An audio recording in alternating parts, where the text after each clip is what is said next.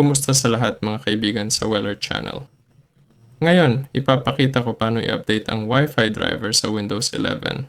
Punta tayo sa Start tapos sa Settings. Hanapin ang Windows Update, Additional Settings at Additional Updates. I-click ang Update, i-download at i-install.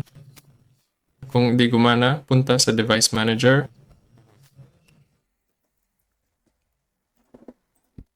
Device Manager. Dito, piliin ang network adapters. Sa akin, Windows Wi-Fi 6AX. Right-click, Update Driver, Search for Drivers. Sabi ng PC, latest na raw driver ko, pero pwede pa rin maghanap ng bago.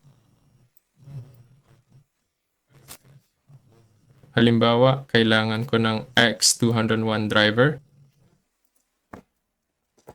AX201 driver. Punta rito, makikita ang mga driver.